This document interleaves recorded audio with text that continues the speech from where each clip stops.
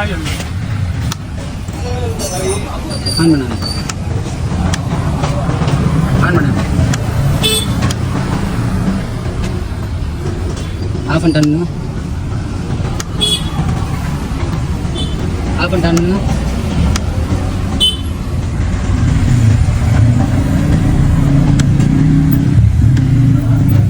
Pump பார்த்துருப்பீங்க, புதுசாக தான் இருந்திருக்கும். ஆமாம், பார்த்தீங்கன்னா இது வந்து புதுசு ஓயில தான் அண்ணன் வாங்கி போட்டிருந்தாங்க.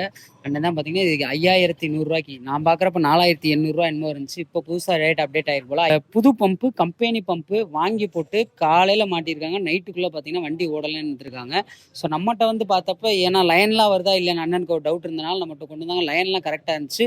நம்ம இப்போ பார்த்த மாதிரி நம்ம ஒரு புது பம்பு போட்டப்போ ஓடிச்சு. ஆனால் அண்ணனோட பம்பு பார்த்தீங்கன்னா புதுசு தான். ஆனாலும் ஒரே நாளில் நின்றுக்குச்சு. லைன் ஷார்ட் எதுவுமே இல்லை. சார்ஜிங் எல்லாமே கரெக்டாக இருக்குது. மால் ஃபங்க்ஷனுமே ஆஃப் ஆயிடுது. ஸோ ஏதாவது வயரிங்கில் ஷார்ட் இருந்தால் கூட சொல்லலாம். பட் வயரிங்கில் எந்த ஷார்ட்டும் இல்லை. மால் ஃபங்க்ஷன் லைட் ஆஃப் ஆயிடுது. பேட்டரி கரெக்டாக இருக்குது. வோல்டேஜும் கரெக்டாக வருது.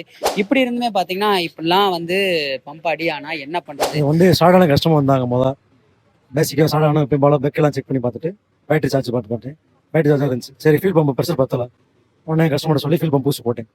டிவிஎஸ் போய் தான் போட்டேன். 5098 மொத்தம் 5100 கஸ்டமர் பே பண்ணிட்டாங்க. என் லேபருக்குள்ளேயே கொடுத்துட்டாங்க. காலையில் மாட்டி முடிச்சிருக்கேன். மதியம் எடுத்துகிட்டு போனாங்க. சாயந்தரம் கொண்டு நிப்பாட்டாங்க வண்டியை. திருப்பி ஸ்டார்ட் ஆகணும். நான் பார்த்தா எல்லாமே செக் பண்ணி பார்த்தேன். வயரிங் செக் பண்ணி பார்த்தேன். கரெக்டாக தான் இருந்துச்சு.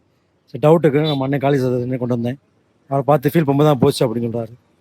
இப்போ இதுக்கு என்ன பண்ணணும்னு யோசனை இருக்கேன். ஏன் 5100 இப்போ கஸ்டமரும் வாங்க முடியாது, நானும் போட முடியாது. ஏன் ஒரு 100 200 நம்ம இது பண்ணுறதுக்கு 5100 அதான் இப்போ யோசிச்சிட்டே உட்காந்துருக்கு என்ன பண்ணணும்னு.